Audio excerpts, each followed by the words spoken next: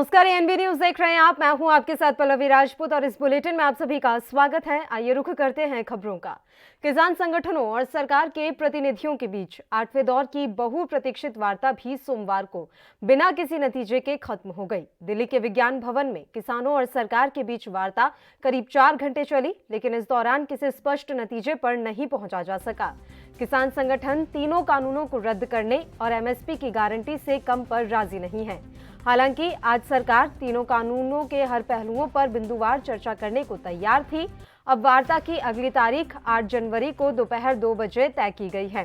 तो आपको बता दें कि लंबे समय से किसानों का ये आंदोलन लगातार जारी है। किसान संगठनों और सरकार के प्रतिनिधियों के बीच आज के दौर की बहुप्रतीक्षित वार्ता भी बिना किसी नतीजे के खत्म हो गई है। दिल्ली के विज्ञान भवन में किसानों और सरकार के बीच वार्ता करीब 4 घंटे चली, लेकिन इस दौरान किसी स्पष्ट नतीजे पर नहीं पहुंचा जा सका।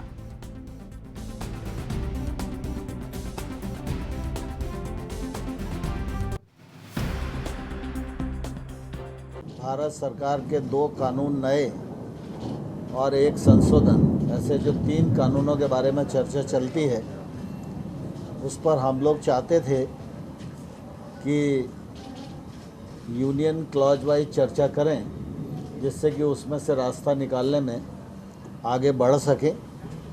इसी पर बात चलती रही।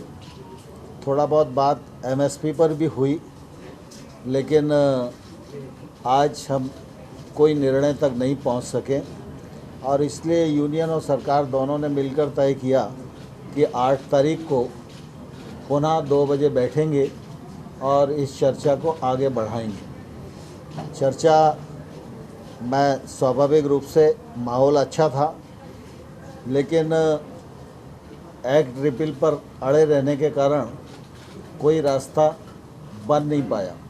लेकिन मुझे आशा है कि जिस प्रकार की बातचीत आज हुई है, उस हिसाब से अगली बैठक में सार्थक चर्चा होगी और संभवतः हम लोग समाधान तक पहुंच पाएंगे। सरकार ने कोशिश की कि हम क्लॉज बाय क्लॉज कानूनों पे बात करें, लेकिन हमने मना कर दिया।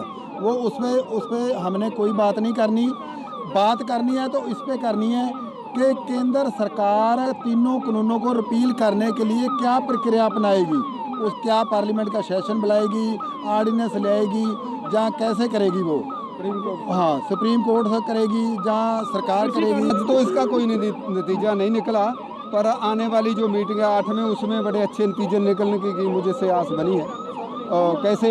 क्योंकि हमने जो मीटिंग की है आज, उसमें सबसे पहले 5 दर्जन जो किसान शहीद हो चुके हैं उनको श्रद्धांजलि अर्पित की गई है। उसके बाद हमने कहा कि आप बताइए भी आप उसको तीनों कानूनों को रिपील करना चाहते हैं या नहीं करना चाहते। हम इससे अलावा और कुछ नहीं पूछना चाहते। तो बार बार पूछते रहे कि पिछली मीटिंग में कहा था इस पर कैसे होना चाहिए, रिपील कैसे होना चाहिए, इस पर चर्चा होगी। हमने कहा ये चर्चा करना आपका काम है, हमने तो रिपील होने चाहिए तीनों, और जो एमएसपी है उस पर भी बात होनी चाहिए। तो सरकार ने सोचा, तो फिर दोबारा लंच टाइम के बाद जो मंत्री जी आए अपने उच्च मंत्रियों से बातचीत करके, नेताओं से, तो उन्होंने आकर कहा कि अच्छा चलो आप नहीं मानेंगे तो नेगोशिएशन का मतलब तो ये होता है भी दोनों तेरा नज़दीक लगती हैं, पर आप ऐसे नहीं कर रहे तो हम ये कर रहे कहेंगे कि आप अब जड़ा हैगा तो सरकार और किसान संगठनों के बीच वार्ता आज भी बेनतीजा खत्म हो गई है। किसान अब भी कृषि कानूनों को रद्द करने की अपनी मांग पर अड़े हुए हैं। इस पर सुनिए कांग्रेस के नेताओं का क्या कुछ कहना रहा। मीटिंग राउंड जो था आज वो असफल हुआ है, जो इस बात का जीता जागता सबूत है कि भारतीय जनता पार्टी एक मोटी चमड़ी, किसान विरोधी, अहंकारी सरकार है। भाजपा आज किस बात का इंतजार कर रही है? 60 किसान पहले से ही वो स्वर्ग सिधार गए हैं। भाजपा कितने किसानों की मौत और देखेगी जब वो अपनी कुंभकर्ण वाली नींद से जागेगी? सत्य तो ये है, भाजपा ने ठान ली है कि वो हिंदुस्तान को एक किसान मुक्त भारत बना के रहेगी। जो किसान भाजपा को लंगर खिलाता है, वो भाजपा किसानों को गैस के गोले और लाठियां दागने से नहीं रुक रही। पूरा विश्वास है कि अन्नदाता जीतेगा, लंगर लाठी को जरूर हराएगा। I think that was inevitable. That was inevitable because the lines have been drawn. The farmers are very adamant and we believe that they are justified. The government is being very, very short-sighted, myopic. वहीं प्रियंका गांधी ने किसान आंदोलन पर tweet करते हुए कहा कि सरकार एक तरफ तो किसानों को बातचीत के लिए बुलाती है और दूसरी तरफ इस कड़कड़ाती ठंड में उन पर आंसू गैस के गोले बरसा रही है।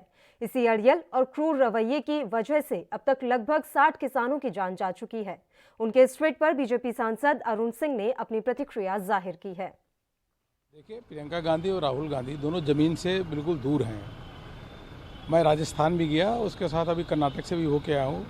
देश के किसान प्रधानमंत्री जी के साथ खड़े हैं, उनको समर्थन दे रहे हैं। और जब किसानों को स्वतंत्रता मिल रही है, उनकी आमदनी बढ़ेगी, दुगनी होगी और खुशहाली होगी, सबको मिलकर इसका समर्थन करना चाहिए। वह जानबूझ करके इस प्रकार के ट्वीट कर रही हैं और वह किसान के हितैषी प्रियंका गांधी और राहुल गांधी नहीं हैं। राहुल गांधी भी किसानों का आंदोलन इस कड़कड़ाती ठंड में भी लगातार जारी है। इस बीच विपक्षी दल सरकार को घेरने का काम कर रहे हैं। अब जाप प्रमुख पप्पू यादव ने भी किसान आंदोलन पर प्रतिक्रिया देते हुए बीजेपी की नरेंद्र मोदी सरकार को घेरा।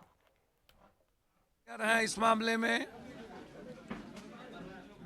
कि आप एमएसपी कानून को बनाइए, किसानों की मेहनत का, उसकी कीमत का, उसकी लागत का मूल्य लगाने का अधिकार सिर्फ किसान को मिले।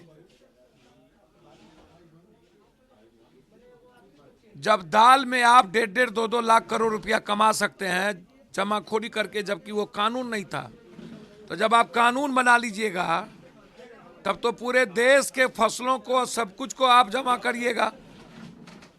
और हिंदुस्तान में कल कितने पर आप खरीदिएगा फसल किसानों की तय आप करिएगा और बेचिएगा कितने पर तय आप करिएगा। तो आप तीनों कानून को खत्म करिए, एमएसपी कानून को बनाइए, कृषि को उद्योग का दर्जा देने की तैयारी करिए। स्वामीनाथन कमेटी की रिपोर्ट अब नहीं चलेगी। अब नई रिपोर्ट लागू करने की जरूरत है इस हिंदुस्तान में, बहुत क्लियर। पश्चिम बंगाल में आगामी विधानसभा चुनाव के मद्देनजर पार्टियां तमाम तरह के मुद्दे उठा रही हैं। इसके साथ ही सियासी बयानबाजी के अलावा राजनीतिक हिंसा की घटनाएं भी आए दिन सामने आती रहती हैं। बहरहाल इसी क्रम में सोमवार को राज्य के मुख्यमंत्री ममता बनर्जी ने केंद्र सरकार को एक पत्र लिखा है। इस पत्र में ममता ने केंद्र सरकार से नेताजी सुभाष चंद्र बोस से संबंधित महत्वपूर्ण दस्तावेजों को सार्वजनिक करने की मांग की है। ममता बनर्जी ने सोमवार को इस संबंध में अपने पत्र और राज्य सरकार के फैसले से जुड़ी तमाम जानकारियां दी। उन्होंने नेताजी सुभाष चंद्र बोस की जयंती को लेकर एक बड़ी घोषणा भी की। उन्होंने कहा कि बंगाल में नेताजी सुभाष चंद्र बोस की जयंती पर देश नायक दिवस मनाया जाएगा। उन्होंने कहा कि मुझे व्यक्तिगत रूप से लगता है कि हमने आज़ादी के बाद नेताजी के लिए कुछ भी महत्वपूर्ण कार्य नहीं किया है। मैंने नेताजी सुभाष चंद्र बोस की जयंती को राष्ट्रीय अवकाश घोषित करने के लिए केंद्र को पत्र लिखा है और ये मेरी मांग है। तो आपको बता दें कि पश्चिम बंगाल में सियासी बयानबाजी अपने चरम पर है और इस बीच ममता बनर्जी ने एक और नई मांग उठा दी है। इसी क्रम में सोमवार को राज्य की मुख्यमंत्री ममता बनर्जी ने केंद्र सरकार को एक पत्र लिखा है। इस पत्र में ममता ने केंद्र सरकार से नेताजी सुभाष चंद्र बोस से संबंधित महत्वपूर्ण दस्तावेजों को सार्वजनिक करने की मांग की है। ममता बनर्जी ने सोमवार को इस संबंध में अपने पत्र और राज्य सरकार के फैसले से जुड़ी तमाम जानकारियां दी। उन्होंने नेताजी सुभाष चंद्र बोस की जयंती को लेकर एक बड़ी घोषणा भी की। उन्होंने कहा कि बंगाल में नेताजी की जयंती पर देश नायक दिवस मनाया जाएगा।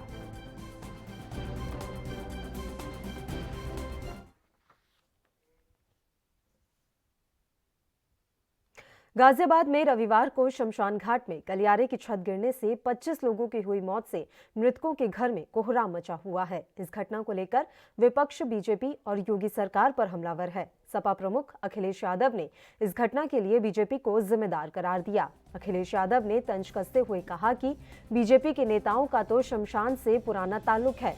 बीजेपी अपने भाषणों में शमशान को लेकर खूब बातें करते रहे हैं, लेकिन बालू से ही शमशान घाट बनवा दिया। सपा प्रमुख ने मृतकों के परिवार को 50-50 लाख मुआवजा दिए जाने की मांग उठाई है। दरअसल 2017 के विधानसभा चुनाव में बीजेपी नेताओं ने कब्रिस्तान और शमशान के मुद्दे को लेकर अखिलेश यादव पर सवाल खड़े किए थे। यही वजह है कि अब शमशान घाट की घटना हुई है तो अखिलेश यादव को बीजेपी सरकार पर तंज कसने का मौका मिल गया है और तंज कसते हुए अखिलेश यादव ने साफ तौर पर बीजेपी को इस घटना के लिए जिम्मेदार करार दिया। अखिलेश यादव ने तंज कसते हुए कहा कि बीजेपी के नेताओं का तो शमशान से पुराना ताल्लुक है। बीजेपी अपने भाषणों में शमशान को लेकर खूब बातें करते रहे हैं, लेकिन बालू से ही शमशान घाट बनवा दिया। सपा प्रमुख ने मृतकों के परिवारों को 50-50 लाख मुआवजा देने की मांग उठाई है। दरअसल 2017 के विधानसभा चुनाव में बीजेपी नेताओं ने कब्रिस्तान और शमशान के मुद्दे को लेकर अखिलेश यादव पर सवाल खड़े किए थे।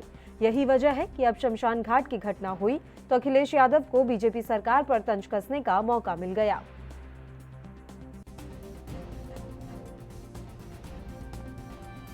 फिर भारतीय जनता पार्टी के भाषणों में शमशान का रिश्ता तो बहुत पुराना है। भारतीय जनता पार्टी के नेता शमशान को बहुत पहले अपने भाषणों में कहते थे। हमें दुख है कि परिवार के लोग वहां गए और दुख में गए, इतनी पीड़ा में गए होंगे जिनके परिवार के सदस्य जिन्होंने खोया।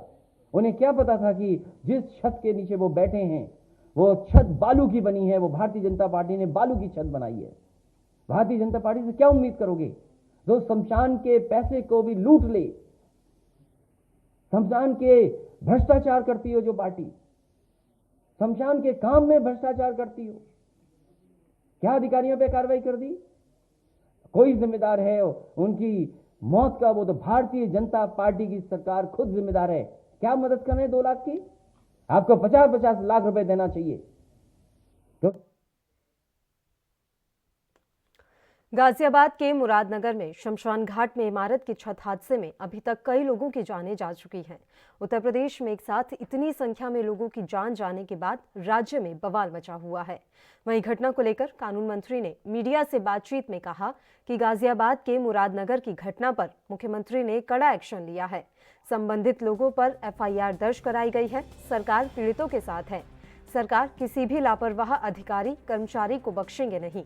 जिन लोगों की लापरवाही की वजह से ये घटना हुई है उन पर आपराधिक मुकदमा दर्ज किया गया है।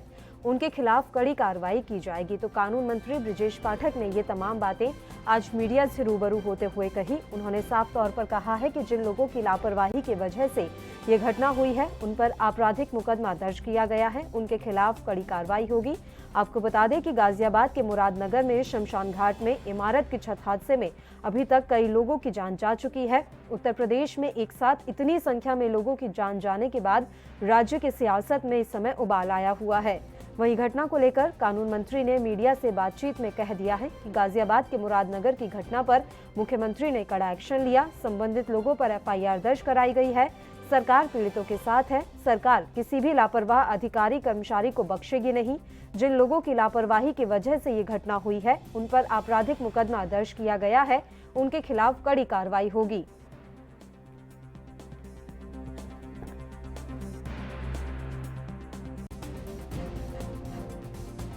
बहुत ही दुखद है। माननीय मुख्यमंत्री जी ने बहुत कड़ा एक्शन लिया है। संबंधित लोगों पर FIR दर्ज कराई गई है। जो पीड़ित हैं उनके साथ पूरी सरकार खड़ी है। हम किसी भी लापरवाह अधिकारी को कर्मचारी को बख्शेंगे नहीं। जिन लोगों की लापरवाही से घटना हुई है उन पर हमने आपराधिक मुकदमा दर्ज किया है और जांच के बाद ही मैं कह पाऊंगा कि कौन कौन दोषी हैं। लेकिन प्रथम दृष्टया जो रामनगरी अयोध्या पहुंचे बीजेपी के सांसद बृजभूषण शरण सिंह ने गाजियाबाद के मुरादनगर की घटना पर हो रही राजनीति की निंदा की। उन्होंने कहा कि लोग हर विषय पर नेताओं को गाली देते हैं, लेकिन इसे किसी नेता ने नहीं बनाया, इसे इंजीनियर ने बनाया। जो शामिल थे, जिनके कारण छत गिरी, उनके खिलाफ कठोर कार्रवाई होनी चाहिए। इसके अलावा सांसद ने समाजवादी पार्टी पर भी जमकर निशाना साधा है। आपको बता दें कि इस घटना पर समाजवादी पार्टी के प्रमुख अखिलेश यादव ने आज प्रेस वार्ता की और प्रेस वार्ता के दौरान उन्होंने तमाम आरोप लगाए हैं सरकार पर।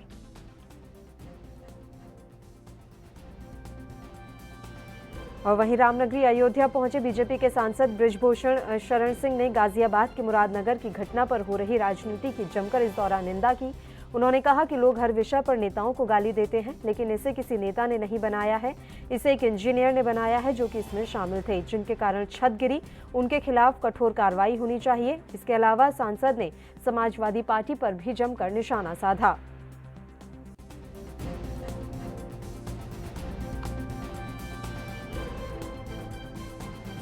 जितनी निंदा की जाए वो कम है और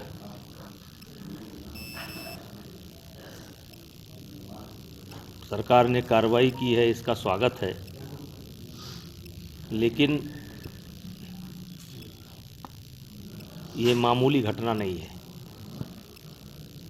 और लोग तो नेताओं को गाली देते हैं, हर विषय पर नेताओं को गाली देते हैं, लेकिन किसी नेता ने तो उसको बनाया नहीं होगा, बनाया तो कोई इंजीनियर होगा।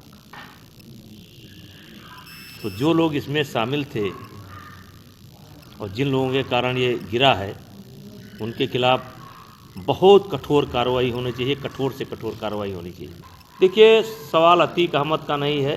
कार्रवाई जिन लोगों ने भी ऐसा करके रखा हो, उनके सबके खिलाफ कार्रवाई होनी चाहिए। ये कोई कार्रवाई कोई जात और मजहब के नाम पर नहीं हो रही है, लेकिन दुर्भाग्य यही है कि कुछ लोग ऐसे हैं जो कानून को मानते नहीं थे और वो समझते थे कि हम कानून से बड़े हैं। और शायद इसी में अतीक का भी नाम आ गया, आजम साहब का भी नाम आ गया, मुख्तार का भी नाम आ गया, क्योंकि बहुत दिनों तक चाहे सपा की सरकार रही हो, चाहे बसपा की सरकार रही हो, इनका नाम आते ही कानून ठंडा पड़ जाता था, कानून से जुड़े हुए अधिकारी ठंडे पड़ जाते थे। बुलेटिन में खबरों का सिलसिला लगातार यूं ही जारी रहेगा। फिलहाल एक छोटे से ब्रेक के लिए हम यहाँ रुक रहे हैं, फौरन हाजिर होंगे।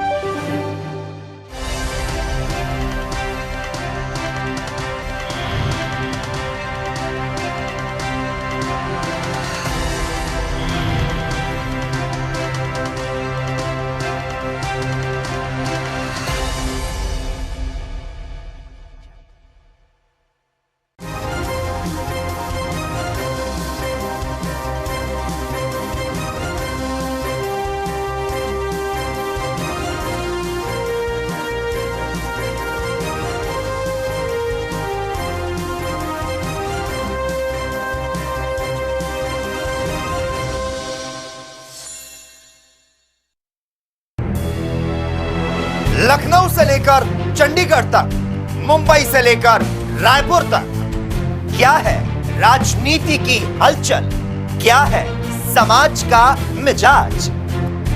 राजधानी लाइव, हमारी नजर, आपका फैसला, हर रोज सुबह 8 बजे सिर्फ ANP न्यूज पर।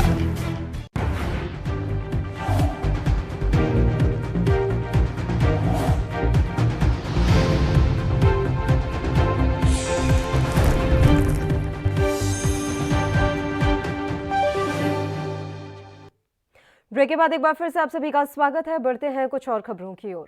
केंद्रीय जांच ब्यूरो ने रक्षा घोटाले में अमेरिका की कंपनी एकॉन समेत तत्कालीन वैज्ञानिकों और अज्ञात लोक सेवक के खिलाफ एक मामला दर्ज किया है।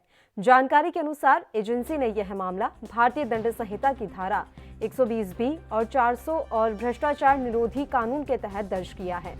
सीबीआई ने यह कार्रवाई साल 2007 में डीआरडीओ के लिए 35 रेडियो फ्रीक्वेंसी जनरेटर्स की खरीद में हुई कथित अनियमितताओं को लेकर की है। जानकारी के अनुसार सीबीआई ने जिस वैज्ञानिक के खिलाफ मामला दर्ज किया है, उनका नाम प्रिया सुरेश है। प्रिया सुरेश डीआरडीओ की डिफेंस एवियोनिक्स रिसर्च एस्टेब्लिशमेंट में वैज्ञानिक थी। उन पर धोखाधड़ी का आरोप है। इन जनरेटर्स की खरीद $10,80,450 में की गई थी। 2009 में जनरेटर्स की 35 इकाइयां 3 असाइनमेंट के माध्यम से डीआरडीओ को भेजे गए थे। एकॉन कंपनी ने इसके भुगतान का 90% प्राप्त किया था।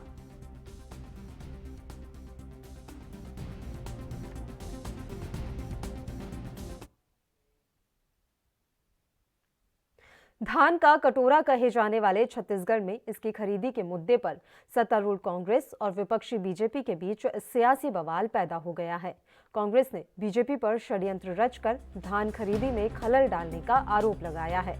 मुख्यमंत्री भूपेश बघेल ने पूर्व मुख्यमंत्री डॉक्टर रमन सिंह पर आरोप लगाया कि वे खरीदी में बाधा डाल रहे हैं। भारतीय खाद्य निगम द्वारा खरीदी नहीं की जा रही है।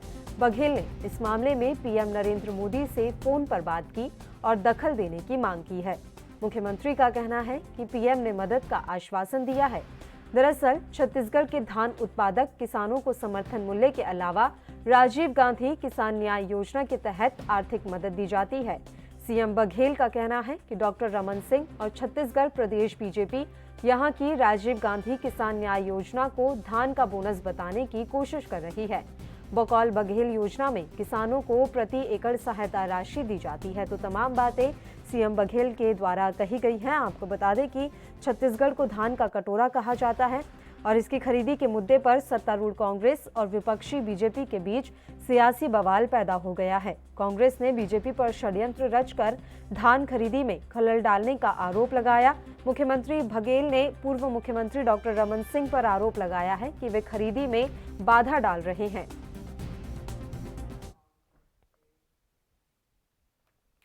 उत्तर प्रदेश के प्रधान सचिव अमित मोहन प्रसाद ने प्रदेश में कोरोना की स्थिति को लेकर जानकारी दी।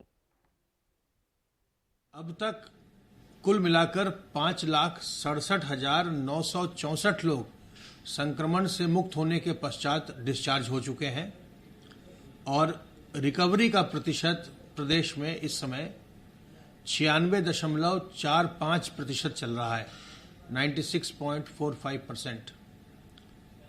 आज तक कोविड संक्रमित व्यक्तियों में से कुल 8,413 लोगों की मृत्यु हुई है और केस फैटेलिटी रेट प्रदेश का 1.428% चल रहा है, जो 1.43% से थोड़ा सा कम है।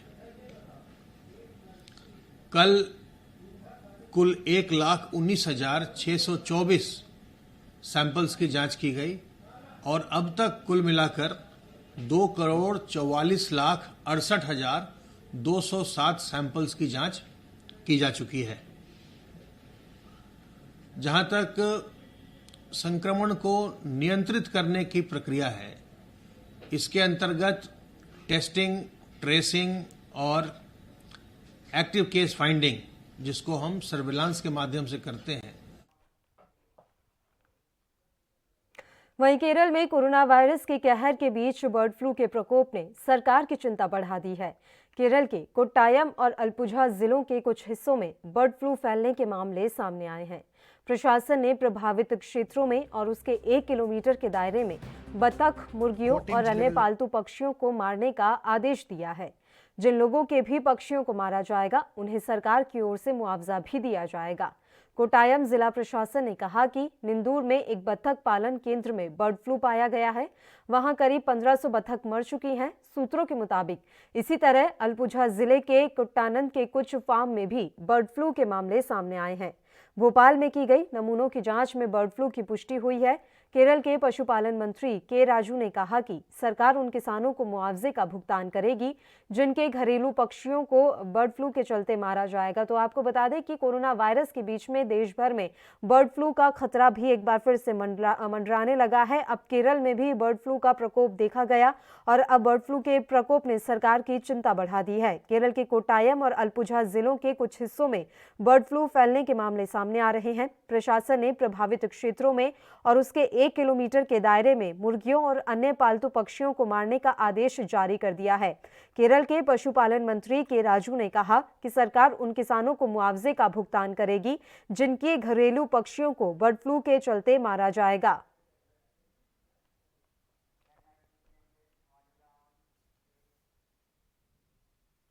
वहीं आंध्र प्रदेश के मुख्यमंत्री वाईएस जगन मोहन रेड्डी ने सोमवार को पुलिस ड्यूटी मीट का शुभारंभ किया।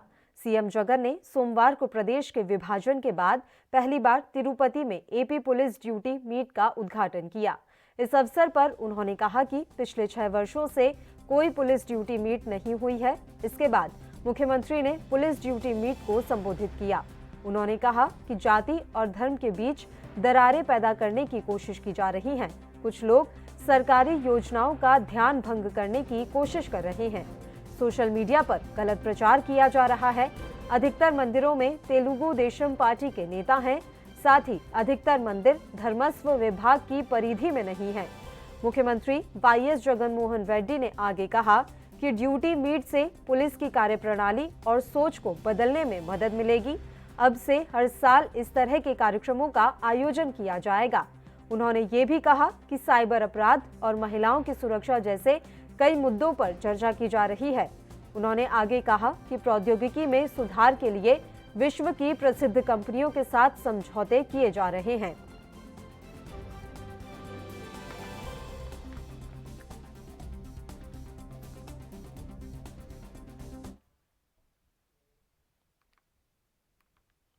विधान परिषद सदस्य कविता कल्वाकुंतला ने केंद्रीय महिला और शिशु कल्याण मंत्री स्मृति ईरानी को ट्वीट किया, जिसके माध्यम से उन्होंने समाज सुधारक सावित्रीबाई फुले के नाम से विश्वविद्यालय में विशेष विभाग का गठन करने की मांग की है। इसके साथ ही मंत्री के कविता ने समाज सुधारक सावित्रीबाई फुले की 190वीं जयंती पर केंद्रीय मंत्री स्मृति ईरानी को ट्विटर पर सावित्रीबाई फुले द्वारा महिलाओं के अधिकारों, विशेषकर महिला शिक्षा के क्षेत्र में किए गए कार्यों की याद दिलाई। उन्होंने याद दिलाया कि 2020 में केंद्रीय मंत्री ने नेशनल गर्ल चाइल्ड डे के अवसर पर विभिन्न क्षेत्रों में सुधार के लिए विशेष भूमिका निभाने वाली समाज सुधारक महिलाओं के नाम पर विभाग गठित किए जाने की घोषणा की थी, तो उनकी ही घोषणा को उन्होंने याद दिलाया और ट्विटर पर उन्हें टैग किया है। विधान परिषद सदस्य हैं कविता कल्वाकुंतला, जिन्होंने केंद्रीय महिला और शिशु कल्याण मंत्री स्मृति ईरानी को ट्वीट किया है और इस ट्वीट के माध्यम से उन्होंने समाज सुधारक सावित्रीबाई फुले के नाम से विश्वविद्यालय में विशेष विभाग का गठन करने की मांग की है।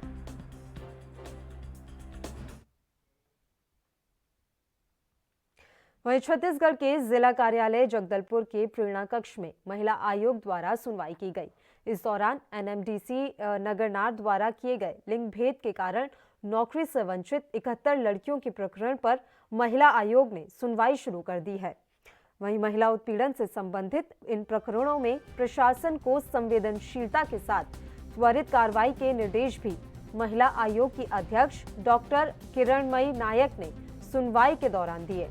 दरअसल यहां महिला उत्पीड़न और महिलाओं के साथ भेदभाव संबंधी 88 प्रकरण सुनवाई के लिए रखे गए थे।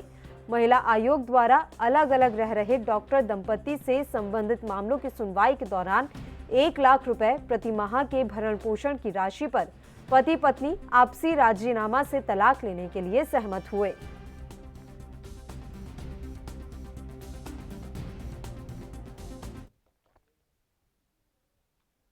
राजस्थान में पेयजल एक बड़ी समस्या है। इसको लेकर कई बार अनेकों प्रयास किए जाते हैं। बीते 1 साल से बीकानेर का घड़सीसर स्थित हनुमान नगर पेयजल की समस्या से जूझ रहा है। पेयजल की किल्लत से जूझ रहे लोगों ने बीजेपी नेता मोहन सुराणा के नेतृत्व में वाटर वर्क्स विभाग के कार्यालय का घेराव किया। इस दौरान बड़ी संख्या में स्थानीय लोग मौजूद रहे। स्थानीय लोगों का कहना है कि इस कॉलोनी में पानी ना के बराबर आता है। साथ ही लोगों का कहना है कि यहाँ 2 से 3 इंच की पाइपलाइन ही बिछाई गई है, जो कि अपर्याप्त है। भाजपा नेता मोहन सुराणा ने बताया कि स्थानीय लोग जून 2019 से इस समस्या से ग्रसित हैं। अधिकारी को फोन करते हैं तो कुछ पानी आ जाता है, अन्यथा ये लोग पानी के लिए इंतजार करते ही रहते हैं। आपको जानकारी दे दें कि राजस्थान में शुरुआत से ही पानी की काफी कमी रही है और बीकानेर जैसे कई ऐसे इलाके हैं जहां लोग पानी के लिए आज के समय में भी तरस रहे हैं।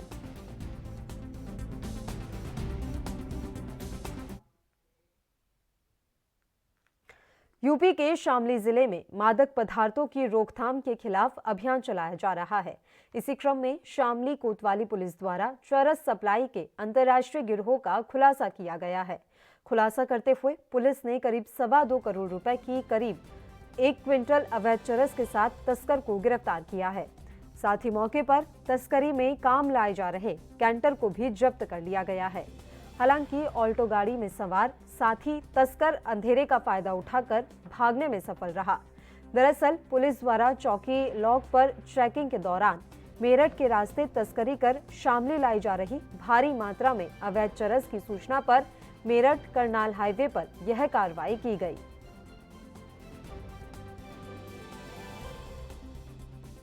जनपद शामली में लगातार जो अवैध मादक द्रव्य हैं उनके तस्करों के खिलाफ कार्रवाइयाँ की जा रही है, उनके खिलाफ एक अभियान चलाया जा रहा है। उसी अभियान के क्रम में कोतवाली पुलिस को एक महत्वपूर्ण सफलता प्राप्त हुई है। एक अंतर्राष्ट्रीय अवैध ड्रग जो सप्लाई गैंग है, जो ग्रुप है, उसका एक खुलासा किया गया है। इसमें तार जो इस ड्रग तस्करी के हैं उसके नेपाल, बिहार, उत्तर प्रदेश, पंजाब और हरियाणा से जुड़े हुए हैं। इसी क्रम में जो एक गिरफ्तारी सुनिश्चित की गई है, उसके पास से 1 क्विंटल 81 किलोग्राम चरस जो है, जिसकी अनुमानित कीमत लगभग 2.25 करोड़ रुपए के आसपास है, वो भी बरामद हुआ है। जो इस घटनाओं में कार्यरत गाड़ियां हैं वो भी बरामद हुई है। एक व्यक्ति की गिरफ्तारी अभी की जानी बाकी है, विस्तृत पूछताछ की जा रही है। इसके पूरे अंतर्राष्ट्रीय नेटवर्क के एक व्यक्ति को खंगाला जा रहा है। साइबर क्राइम के लिए मशहूर जामताड़ा जिले के एक साइबर ठग को मालाड पुलिस ने गिरफ्तार किया। मामला महाराष्ट्र के मुंबई का है, जहां आरोपी ने खुद को जोमेटो ऐप का रीजनल मैनेजर बताकर पंजीकरण के नाम पर 98,000 रुपए की ठगी की। आरोपी मोहम्मद उस्मान को नेरल से गिरफ्तार किया गया। ये ठगी भाईंदर के रहने वाले एक व्यवसायी के साथ हुई, जो जोमेटो ऐप की फ्रेंचाइजी लेना चाहता था। गिरफ्तार आरोपी का एक साथी फरार है। दोनों आरोपी एक साथ मिलकर पूरे भारत में इसी तरह के कई अपराध कर चुके हैं।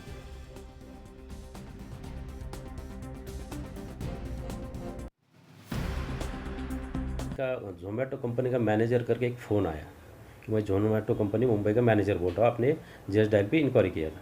तो उन्होंने बोला यस। तो उन्होंने बोला आपको एक फॉर्म भर के देना पड़ेगा रजिस्टर करने के लिए, मैं आपको लिंक पे फॉर्म भेजता। तो उन्होंने एक फॉर्म भेजा लिंक पे। उन्होंने फॉर्म भरने के लिए उनको बहुत टैक्टफुली हैंडल किया, एकदम कॉन्फिडेंस लेके उनसे पूरा फॉर्म भराया। उसमें से उनका bank account details, mobile details ले लिया और उनको बोला कि आपको 20 रुपये ट्रांसफ़र करना पड़ेगा, मैं आपको कर रहा हूँ। तो उसका एक OTP आएगा, वो शेयर करो। OTP उन्होंने शेयर किया, लेकिन ट्रांजेक्शन सक्सेस नहीं हुआ। फिर बाद में उसने 98,965 का एक ट्रांजेक्शन करने को बोला। हम लोग उसमें से रजिस्ट्रेशन फी लेके बाकी आपको वापस आएगा, ऐसा कर बात करके उनको कॉन्फिडेंस में लेके बात करते करते कॉन्फिडेंस में लिया और OTP लेके वो 98,965 अपने अकाउंट में ट्रांसफ़र कर दिया। इसमें जो मोबाइल से वो ओनर को फ़ोन आया था, वो मोबाइल पे हमने इन्वेस्टिगेशन में कंसल्टेशन किया तो उसका लोकेशन ओवर सब झारखंड का था। तो उसके उधर जाने को लॉकडाउन के पीरियड में था, तो जाने को नहीं हो रहा था। हम लोग उसके लोकेशन पे कंटिन्यूसली फॉलोअप ले रहा था। तो API तांबे हमारे साइबर ऑफिसर है, और उनका टीम ने इसका फॉलोअप रखा था। तो एक दिसंबर लास्ट वीक में वो मोबाइल का लोकेशन नेरल नवी मुंबई में आया। तो हमने तुरंत एक टीम भेजा तांबे साहब के इसमें अंडर में। तांबे साहब थे, उन्होंने ट्रैप लगा के उसको बराबर। पंजाब के बरनाला जिले के कस्बा धनोला में कुछ नौजवानों को पुलिस ने गिरफ्तार किया। बीजेपी नेता हरजीत ग्रेवाल के पैतृक घर के आगे मुर्दाबाद के नारे लिखने के आरोप में पुलिस ने 3 नौजवानों के खिलाफ मामला दर्ज कर एक नौजवान को गिरफ्तार कर लिया है। गिरफ्तार आरोपी को भटिंडा जेल में भेजा गया है। इस संबंध में अधिक जानकारी देते हुए थाना धनोला के SHO कुलदीप सिंह ने बताया कि भाजपा नेता हरजीत ग्रेवाल के खिलाफ नारेबाजी लिखने और पैतृक घर के आगे आपत्तिजनक शब्द लिखने के आरोप में पुलिस ने 3 नौजवानों के खिलाफ विभिन्न धाराओं के अंतर्गत मामला दर्ज किया है, जिसके बाद पुलिस ने एक नौजवान को गिरफ्तार कर जेल भेज दिया।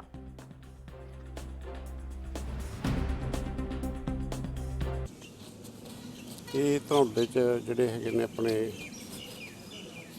ਹਰਜੀਤ ਸਿੰਘ ਗਰੇਵਾਲ ਦੀ ਰੈਜ਼ੀਡੈਂਸ ਹੈਗੀ ਆ। ਵੈਸੇ ਤਾਂ ਉਹ ਬਾਹਰ ਰਹਿੰਦੇ, ਉੱਥੇ ਲੋਕ ਲੱਗਾ ਹੋਇਆ ਸੀਗਾ।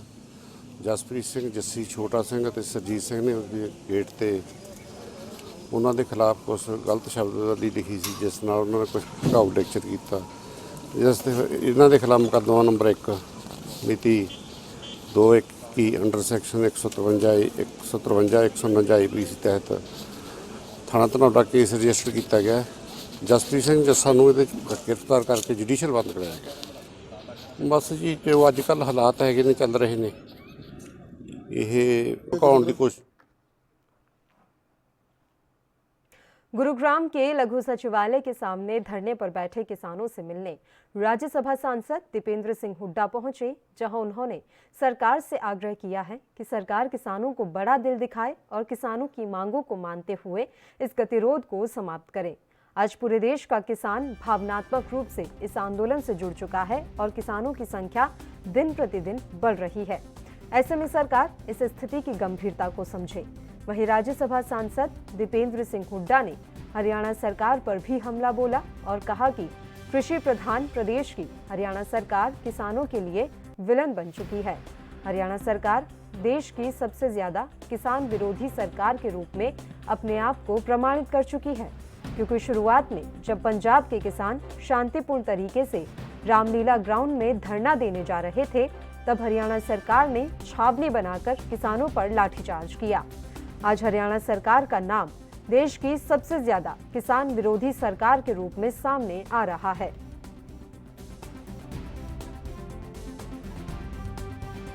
कानून से आप तो दे ही रहे हो।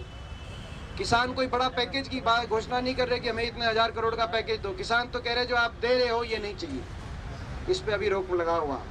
चर्चा करो, अगर एमएसपी को लेकर कानून बनाना है और सर्वसम्मति से चर्चा करो। तो इसमें इतनी बड़ी गतिरोध पैदा करने की ये कोई विषय नहीं था।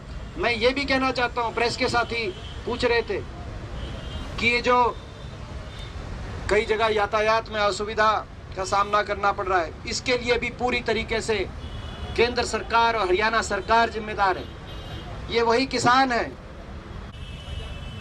इन्होंने बताया था कि हम रामलीला ग्राउंड में शांतिप्रिय तरीके से धरना देना चाह रहे हैं। वही रामलीला ग्राउंड जिसमें बीजेपी ने रैली करी इन 3 बिलों के पक्ष में, वो रामलीला ग्राउंड ना बीजेपी का है ना कांग्रेस का है, वो रामलीला ग्राउंड देश का। दिल्ली सरकार के आम आदमी पार्टी विधायक राजकुमार आनंद पार्टी पदाधिकारियों के साथ उत्तर प्रदेश के महोबा पहुंचे। आप विधायक ने जिला अस्पताल और परिषदीय विद्यालय का निरीक्षण किया। निरीक्षण के दौरान आम आदमी पार्टी के विधायक राजकुमार आनंद ने मौजूदा बीजेपी सरकार पर जमकर निशाना साधा। उन्होंने कहा, जिस तरह की अव्यवस्थाओं को छोड़कर हम लोग यूपी से 40 साल पहले दिल्ली गए थे, वहीं अव्यवस्था आज भी बनी हुई है। एक तरफ जिला अस्पताल बजट के अभाव में मूलभूत सुविधाओं से जूझ रहा है, तो वहीं परिषदीय विद्यालयों में शिक्षा व्यवस्था बदहाल बनी हुई है।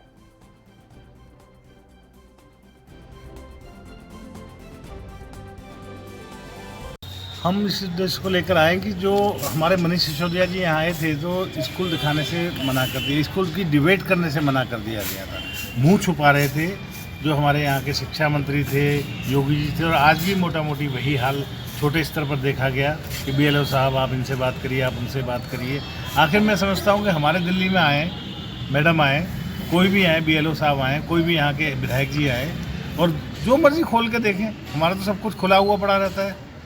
आज 65 साल से अगर इस स्कूल में कोई सुधार नहीं हुआ, मुझे दुख इसी बात का होता है कि 40 साल पहले 45 साल पहले जो स्कूल थे वैसे के वैसे आज यूपी में, उसमें सुधार क्यों नहीं हुआ?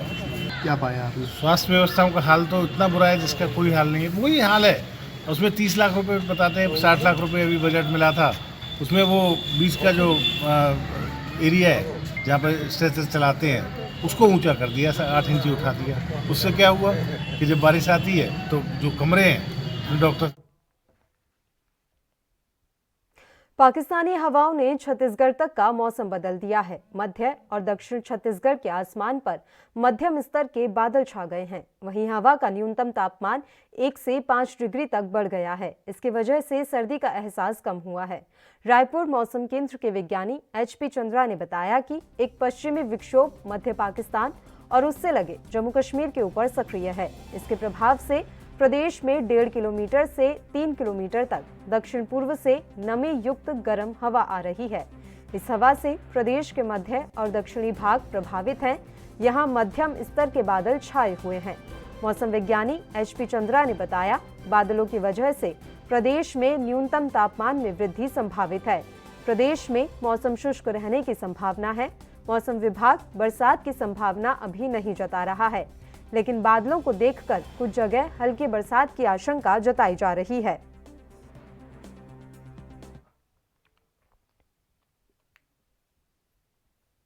भारत का संयुक्त राष्ट्र सुरक्षा परिषद में स्थायी सदस्यता के तौर पर 2 साल का कार्यकाल आज से शुरू हो गया है। परिषद के गलियारे में तिरंगा लगाया जाएगा। भारत के झंडे के साथ ही 4 अन्य नए अस्थायी सदस्यों के राष्ट्रध्वज भी पहले आधिकारिक कार्य दिवस पर विशेष समारोह के दौरान लगाए जाएंगे। संयुक्त राष्ट्र में भारत के स्थायी प्रतिनिधि राजदूत टीएस तिरुमूर्ति तिरंगा झंडा लगाएंगे और समारोह में उनके संक्षिप्त भाषण भी देने की उम्मीद है। बता दें कि परिषद में सदस्य देशों का झंडा लगाने की परंपरा 2018 में कजाकिस्तान ने शुरू की थी। भारत के साथ नॉर्वे, केन्या, आयरलैंड और मैक्सिको संयुक्त राष्ट्र सुरक्षा परिषद के अस्थायी सदस्य बने हैं। इन 5 देशों के अलावा Estonia, Niger, Saint Vincent and the Grenadines, Tunisia और वियतनाम भी अस्थायी सदस्य देश हैं, जबकि चीन, फ्रांस, रूस, ब्रिटेन और अमेरिका स्थायी सदस्य देश हैं।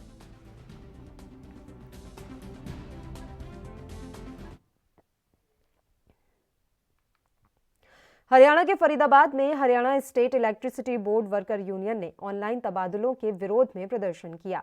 बिजली निगम के कर्मचारियों ने प्रदेश के समस्त बिजली दफ्तर कार्यालयों पर इकट्ठा होकर विरोध प्रदर्शन किया। दरअसल मामला कर्मचारियों के ऑनलाइन तबादले का है, जिसके चलते बिजली कर्मचारियों में भारी रोष है। कर्मचारियों ने इस पॉलिसी को निरस्त करने को लेकर जबरदस्त विरोध जताते हुए कहा कि जब तक यह पॉलिसी रद्द नहीं की जाती तब तक कर्मचारी विरोध प्रदर्शन करते रहेंगे।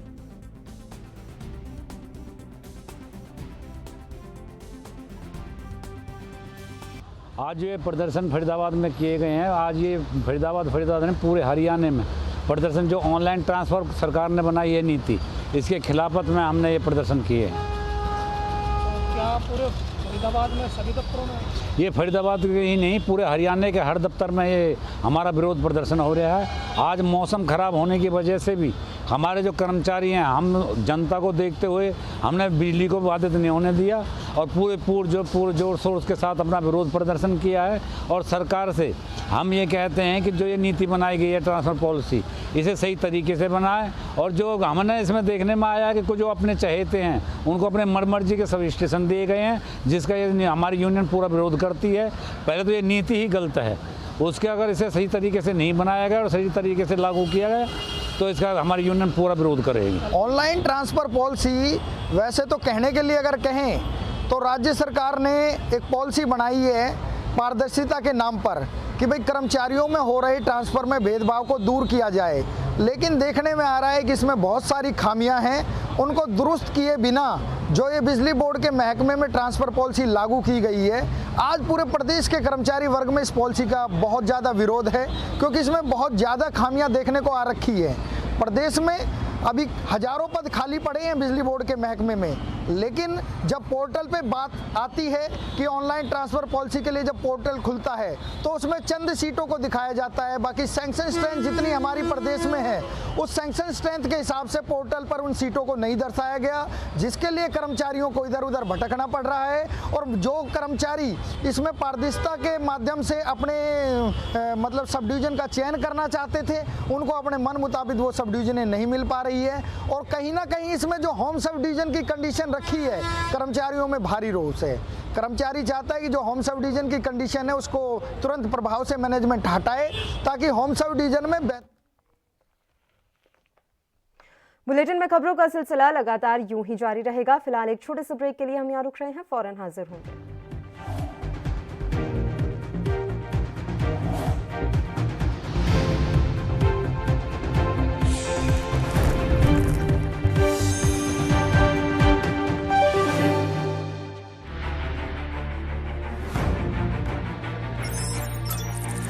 खबर चाहे सियासत की हो या सरकार की, खबर चाहे भ्रष्टाचार की हो या गुनहगार की, दिन भर में क्या रहा देश जगत का हाल, किस मुद्दे ने बनाई किसकी सरकार, रखते हैं हम सब पर नजर, पहुंचाते हैं हम हर खबर। हम हैं ANB न्यूज।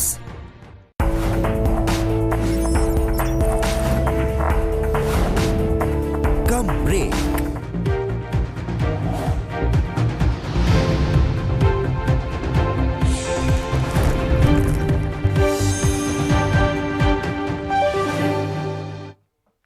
ब्रेक के बाद एक बार फिर से आप सभी का स्वागत है। बढ़ते हैं कुछ और खबरों की ओर। हिमाचल पुलिस ने नशा तस्करी के 2 मामलों में 3 आरोपियों को गिरफ्तार किया। कुल्लू की ऊझी घाटी में पुलिस ने 1 किलो 12 ग्राम चरस के साथ एक आरोपी को गिरफ्तार किया।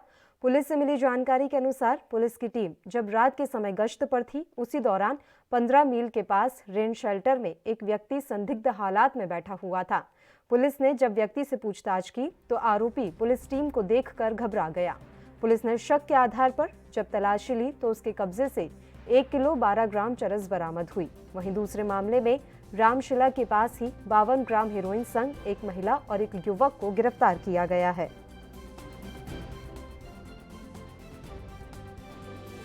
कल पतलीकूल की पुलिस टीम नाकाबंदी और पेट्रोलिंग चेकिंग पे 15 मील के पास थी, तो एक व्यक्ति जिसका नाम सोनू राम है, वो रात के समय जा रहा था, तो उसको चेक किया तो पुलिस ने उसके पास से 1 किलो 12 ग्राम चरस बरामद की।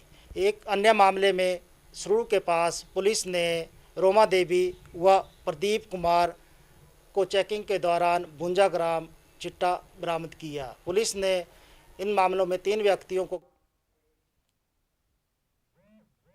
पंजाब के बरनाला में आम आदमी पार्टी के युवा विंग के प्रधान और बरनाला से विधायक गुरमीत सिंह ने किसान आंदोलन को लेकर सरकार पर निशाना साधा। गुरमीत सिंह ने कहा, केंद्र की सत्ता पर काबिज भाजपा सरकार द्वारा बनाए गए खेती विरोधी कानूनों के खिलाफ 1 महीने से अधिक समय से आंदोलन पर बैठे किसानों की मांगों को सरकार अनसुना कर रही है। एक तरफ केंद्र सरकार किसानों के साथ मीटिंग कर रही है, वहीं दूसरी तरफ प्रधानमंत्री मन की बात करके इन कानूनों के लाभ बताते हुए कानून वापस न होने की बात कहकर देशवासियों को गुमराह कर रही हैं।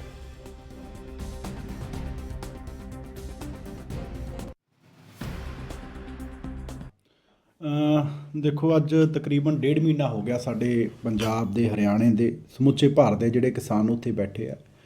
ਲਗਾਤਾਰ ਭਾਜਪਾ ਜਿਹੜੀ ਹੈ ਇੱਕ ਪਾਸੇ ਤਾਂ ਕਿਸਾਨਾਂ ਦੀਆਂ ਜਥੇਬੰਦੀਆਂ ਦੇ ਨਾਲ ਮੀਟਿੰਗਾਂ ਕਰ ਰਹੀ ਹੈ, ਕਿਸਾਨਾਂ ਨਾਲ ਮੀਟਿੰਗਾਂ ਕਰ ਰਹੀ ਹੈ, ਦੁਬਾਰਾ ਕਹਿ ਰਿਹਾ ਕਿ ਅਸੀਂ ਹੱਲ ਕੱਢਾਂਗੇ, ਤੇ ਉਸੇ ਦਿਨ ਹੀ ਜਦੋਂ ਮੀਟਿੰਗ ਚੱਲਦੀ ਹੁੰਦੀ ਹੈ ਉਧਰ ਪ੍ਰਧਾਨ ਮੰਤਰੀ ਮਨ ਕੀ ਬਾਤ 'ਚ ਕਹਿ ਰਹੇ ਹੁੰਦੇ ਆ ਕਿ ਕਾਨੂੰਨ ਕਿਸਾਨਾਂ ਲਈ ਬੜੇ ਚੰਗੇ ਆ, ਇਹ ਬਿਲਕੁਲ ਵਾਪਸ ਨਹੀਂ ਹੋਣਗੇ। ਸੋ ਭਾਜਪਾ ਜਿਹੜੀ ਦੋਹਰੀ ਰਾਜਨੀਤੀ ਪੰਜਾਬ ਦੇ ਕਿਸਾਨਾਂ ਦੇ ਨਾਲ, ਭਾਰਤ ਦੇ ਕਿਸਾਨਾਂ ਨਾਲ ਖੇਡ ਰਹੀ ਹੈ, ਤੇ ਉਹਨਾਂ ਨੂੰ ਬੜਾ ਵੱਡਾ ਵਹਿਮ ਹੈ ਵੀ ਅਸੀਂ ਕੋਈ ਇਹਨੂੰ ਲੰਬਾ ਚਲਾ ਕੇ, ਹੋ ਸਕਦਾ ਹੈ ਅਸੀਂ ਇਹਨੂੰ ਤਾਰਪੀਡੋ ਕਰ ਲਈ ਜਾਂ ਸੰਘਰਸ਼ ਨੂੰ ਲੰਬਾ ਚਲਾ ਕੇ ਕੋਈ ਫੇਲ ਕਰ ਲਈ, ਪਰ ਇਹ ਭਾਜਪਾ ਨੂੰ ਵਹਿਮ ਕੱਢ ਦੇਣਾ ਚਾਹੀਦਾ। ਜਿੰਨਾ ਇਹਨੂੰ ਲੰਬਾ ਕਰਨਗੇ ਉਨਾ ਇਹ ਸੰਘਰਸ਼ ਤਿੱਖਾ ਹੁੰਦਾ ਜਾਊਗਾ, ਉਨਾ ਦਾ ਜਿਹੜਾ ਇਕੱਠ ਆ ਉੱਥੇ ਵੱਧਦਾ ਜਾਊਗਾ। ਤੇ ਭਾਜਪਾ ਨੂੰ, ਕਿਉਂਕਿ ਦੇਖੋ ਜਿਹੜੇ ਉੱਥੇ ਲੋਕ ਬੈਠੇ ਆ ਸਾਡੇ ਭਾਰਤੀ ਆ, ਉਹ ਲੋਕ ਨੇ ਜਿਨ੍ਹਾਂ ਨੇ ਵੋਟਾਂ ਪਾ ਕੇ ਇਹਨਾਂ ਨੂੰ ਐਮਪੀ ਦੀਆਂ ਕੁਰਸੀਆਂ ਦਿੱਤੀਆਂ ਨੇ, ਜਿਨ੍ਹਾਂ ਨੇ ਵੋਟਾਂ ਪਾ ਕੇ ਸਰਕਾਰ ਬਣਾਈ ਹੈ। ਡੈਮੋਕ੍ਰੇਸੀ ਹੈ। ਜੇ ਅੱਜ ਲੋਕ ਤੁਹਾਡਾ ਕੋਈ ਕਾਨੂੰਨ ਕਹਿ ਰਹੇ ਆ ਜਿਨ੍ਹਾਂ ਲਈ ਤੁਸੀਂ ਕਹਿ ਰਹੇ ਹੋ ਸੀ ਕਿਸਾਨਾਂ ਲਈ ਬਣਾਇਆ, ਕਿਸਾਨ ਕਹਿ ਰਹੇ ਆ ਕਿ ਸਾਨੂੰ ਨਹੀਂ ਪਸੰਦ, ਚੀਕਾਂ ਮਾਰ ਕੇ ਕਹਿ ਰਹੇ ਆ ਜੇ 1 ਡਿਗਰੀ ਟੈਂਪਰੇਚਰ ਦੇ ਵਿੱਚ ਉੱਥੇ ਸਾਡੀਆਂ 80 ਸਾਲ ਦੀਆਂ ਮਾਵਾਂ ਬੈਠੀਆਂ, ਸਾਡੇ ਬਜ਼ੁਰਗ ਬੈਠੇ ਆ, ਬੱਚੇ ਬੈਠੇ ਆ। ਸੋ ਅੱਜ ਬੜਾ ਲੰਬਾ ਅਰਸਾ ਹੋ ਗਿਆ ਉਹ ਲੋਕ ਨਵੇਂ ਸਾਲ ਦੇ ਘਰ ਨਹੀਂ ਆਏ, ਮੂਰੇ ਲੋਹੜੀ ਦਾ ਤਿਉਹਾਰ ਹੈ, ਉਹ ਸਾਰੇ ਲੋਕ ਜਿਹੜੇ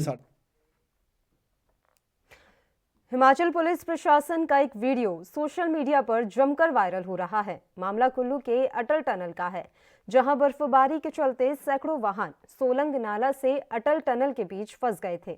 इस दौरान ओवरटेक करने के मामले में एक व्यक्ति की पुलिस के जवानों ने पिटाई कर दी और किसी अज्ञात व्यक्ति ने उसका वीडियो बनाकर सोशल मीडिया पर वायरल कर दिया, जिसके बाद से पुलिस की कार्यप्रणाली पर लोगों ने सवालिया निशान खड़े किए हैं। एएसपी कुल्लू राजकुमार चंदेल का पूरे मामले पर कहना है कि उन्हें भी इस घटना की जानकारी मिली है और मामले की जांच के लिए डीएसपी मनाली को आदेश दिए गए हैं। जल्द ही इस मामले की जांच पूरी की जाएगी और दोषियों पर भी कार्रवाई की जाएगी।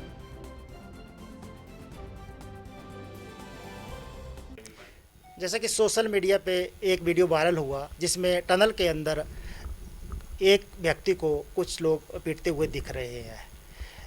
ये घटना 2-3 दिन पुरानी हो सकती है, क्योंकि 2-3 दिन पहले काफ़ी बर्फ़ पड़ा हुआ था और काफ़ी लंबा जाम लगा हुआ था। इस मामले में एसपी महोदया द्वारा डीएसपी मनाली को इंक्वायरी मार्क की हुई है। इस इंक्वायरी पे जो भी यूपी के रायबरेली के जगतपुर थाना क्षेत्र के पूरे बल्लू का पूर्वा मजरे कुसमी गांव में दबंगई का मामला सामने आया है। जानकारी के मुताबिक पुरानी रंजिश के चलते पूर्व प्रधान और उनके समर्थकों ने एक वृद्ध को जमकर पीटा। लाठी डंडों से भी वृद्ध की पिटाई की गई है, जिसका वीडियो सोशल मीडिया पर जमकर वायरल हो रहा है। जैसा कि आप तस्वीरों में भी देख सकते हैं, मार पिटाई का ये वीडियो इस समय सोशल मीडिया पर वायरल हो रहा है।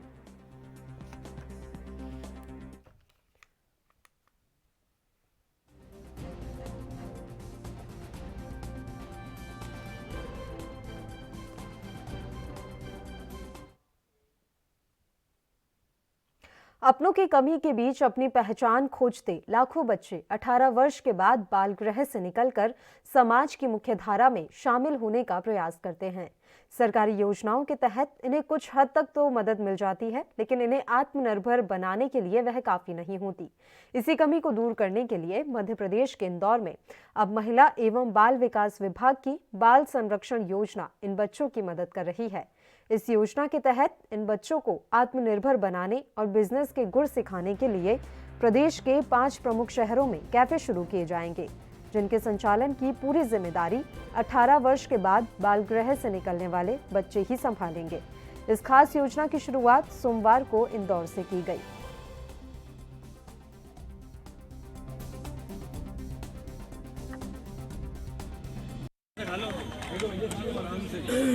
देखिए, आज बहुत ही एक सुखद कार्यक्रम हुआ है, जिसमें हमारे निराश्रित बहनें हों, भाई हों, जो 18 साल तक तो सरकार की केयर में रहते हैं, सरकार की गाइडेंस में रहते हैं, लेकिन जब 18 साल से बड़े हो जाते हैं तो वो जब समाज में आते हैं तो उनके सामने चुनौतियाँ बहुत सारी होती है, क्योंकि 18 साल तक सरकार पूरी केयर करती है, पूरा शेल्टर देती है।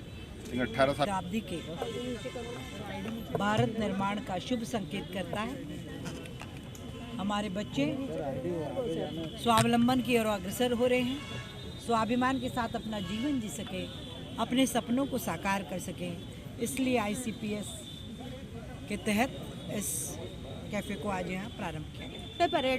पर्यटन स्थल का कई जगह आपने भूमि पूजन भी किया है, किस तरीके से आगे और पर्यटन को बढ़ावा दिया जाएगा? पर्यटन मानव स्वभाव का एक अनिवार्य हिस्सा है और भारत का पर्यटन आध्यात्म आधारित है। कोविड-19 के बाद संपूर्ण मध्य प्रदेश में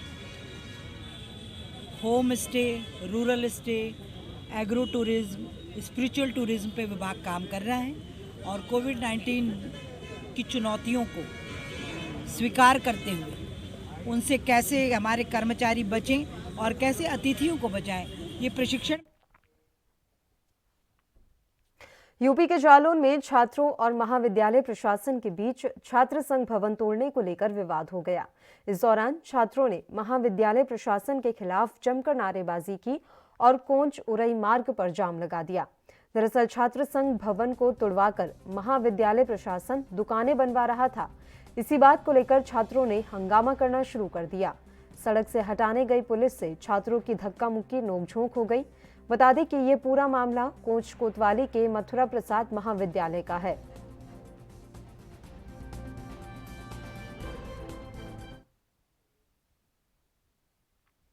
राजस्थान के जालोर शहर से निकलने वाले नेशनल हाईवे 325 पर स्थित रेलवे क्रॉसिंग लाखों वाहनों की गति के बीच रोड़ा बन रही है।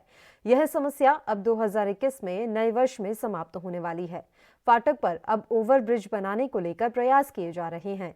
जिला कलेक्टर हिमांशु गुप्ता ओवरब्रिज को बनवाने के लिए भरसक कोशिशें कर रहे हैं। ओवरब्रिज को लेकर JDA से अप्रूवल मिलने के बाद इसकी DPR तैयार हो गई है, जिसे जयपुर से दिल्ली तक स्वीकृति के लिए भेजा जा चुका है।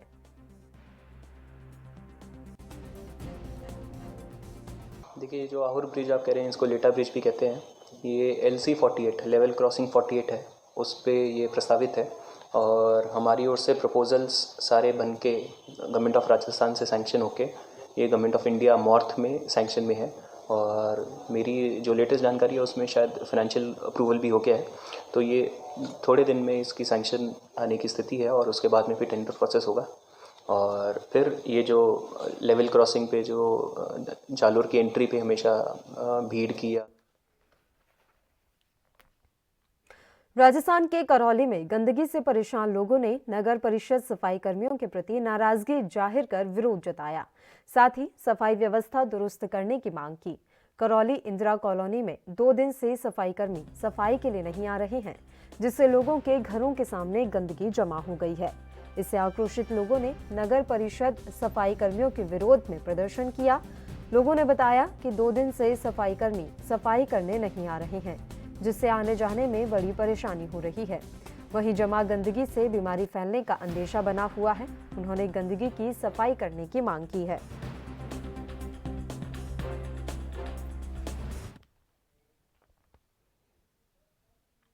राजस्थान के चित्तौड़गढ़ में मंडल रेल प्रबंधक रतलाम सोमवार को चित्तौड़गढ़ रेलवे स्टेशन के दौरे पर रहे। यहां उन्होंने रेलवे स्टेशन का निरीक्षण किया और यात्री सुविधाओं की जानकारी ली। बाद में उन्होंने चित्तौड़गढ़ सांसद सीपी जोशी के साथ भी एक बैठक की। इस बैठक में सांसद ने रेलवे से जुड़े विभिन्न मुद्दों पर चर्चा करते हुए लंबित चल रही योजनाओं को शीघ्र पूरा करने का आग्रह किया। रतलाम रेल मंडल के डीआरएम विनीत गुप्ता ने चित्तौड़गढ़ पहुंचने पर सांसद सीपी जोशी से मुलाकात की। इस दौरान उन्होंने 15 जनवरी के बाद इलेक्ट्रिक ट्रेन शुरू करने की बात कही।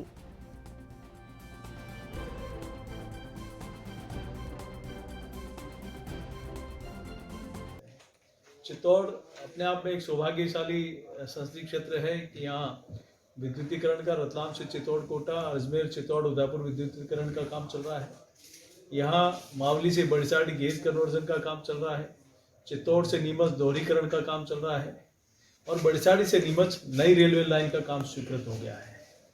और इसके अलावा भी चित्तौड़ स्टेशन पे लिफ्ट हो, एस्केलेटर हो, प्लेटफॉर्म हो, शेड हो, न सिर्फ चित्तौड़ में बल्कि शंभूपुरा, निम्बाड़ा, चंदेरिया, चाहे पारसोली, चाहे हमारा गोसुंडा हो, चाहे कपासन हो, एवरीथिंग सारे रेलवे स्टेशन पर यात्री सुविधाओं के लिए पर्याप्त काम हुआ है।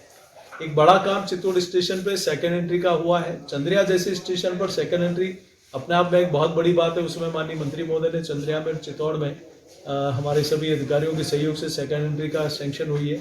इसके अलावा भी चित्तौड़ में एक 10 करोड़ का प्रोजेक्ट रेलवे और टूरिज्म के माध्यम से सैंक्शन हुआ है, जो बहुत जल्दी वो अतिशीघ्र चालू होगा। उसके चित्तौड़ का एरिया है, ये रतलाम मंडल की रोजी रोटी है। यहाँ पे जो 7 सीमेंट प्लांट है वो मंडल को सबसे ज़्यादा रेवेन्यू देते हैं। तो उनसे हमने चर्चा की कि रेलवे का शेयर कैसे बढ़ाया जाए, रोड से कम करके रेलवे में कैसे ज़्यादा से ज़्यादा लोडिंग की जाए। आज का जो उद्देश्य था वो माननीय सांसद जी के साथ मीटिंग करके जो चित्तौड़गढ़ में काम चल रहे हैं उनमें या और जो काम करने हैं उनमें माननीय सांसद जी के सुझाव लेना, या जो भी रेलवे और प्रशासन जो लोकल बॉडीज़ हैं उनके साथ हम लोग और चित्तौड़। उत्तर प्रदेश के शामली में कांधला क्षेत्र के कस्बा एलम में पुलिस ने दबिश के दौरान एक व्यक्ति से मारपीट की, जिससे उसकी मौत हो गई। गुस्साए लोग हाईवे पर जाम लगाने पर अड़े हैं। सूचना पर पुलिस अधिकारी मौके पर पहुंचे और लोगों को समझाने का प्रयास किया, लेकिन वे नहीं माने और जाम लगाते हुए हंगामा कर दिया। जानकारी के अनुसार एलम कस्बे के मोहल्ला सुभाष नगर में मृतक व्यक्ति की पुत्री पूजा ने बताया कि रविवार दोपहर को वह जब घर से बाहर आई तो कुछ पुलिस वाले डंडों से उसके पिता ओमवीर के साथ मारपीट कर रहे थे। उसने अपने परिजनों को आवाज लगाई। परिजन आंगन में पहुंचे, तब तक पुलिस वाले वहां से जा चुके थे। उसने पिता के पास जाकर देखा तो उनकी मौत हो चुकी थी। घटना की जानकारी लगते ही आसपास के लोग भी मौके पर पहुंच गए और मौके पर जमा भीड़ ने पुलिस के खिलाफ नारेबाजी करते हुए जमकर हंगामा काट दिया। ये पुलिस इनके घर आई थी, आके इनकी मारपीटाई, लाठी डंडे चलाए इन पे। इसमें एक आदमी मर गया हमारा। क्या नाम था उसका? ओमवीर। कहाँ का रहने वाला है? एलम का ही। तो क्या कार्रवाई हो रही है? कार्रवाई FIR कहा है, FIR भी हमें किसी ने नहीं दिखाई। पुलिस प्रशासन आगे जबरदस्ती बॉडी को ले जा रहा है। उसमें हम कार्रवाई करेंगे। इसमें पूरी क्या कार्रवाई चाहते हैं आप? हम कार्रवाई चाहते हैं कि जिसने मर्डर किया उसके खिलाफ FIR हो और केस मजबूती से दर्ज हो। किसने मर्डर किया? पुलिस वालों ने। कुछ विवाद हुआ, उसी क्रम में बाद में इनको ऐसा बताया जा रहा है कि दिल का दौरा आने से इनकी मृत्यु हो गई है। मामले का संज्ञान लिया गया है। मेरे द्वारा भी यहाँ पर विजिट किया गया, घर वालों से बात की गई है। इनको विश्वास दिलाया गया है कि इसमें जाँचोपरांत जो भी दोषी होंगे उनके खिलाफ कार्रवाई की जा रही है। अभी जो बॉडी है उसको PM के लिए यहाँ पे भेजा गया है और जो भी एविडेंसेस आएंगे, जो भी चीज़ें इसमें निकल के आएंगी उसके। और इसी के साथ इस बुलेटिन में फिलहाल के लिए इतना ही। मुझे दीजिए इजाजत। देश प्रदेश की तमाम ताज़ा और अहम खबरों के लिए आप देखते रहिए ANB न्यूज़। नमस्कार।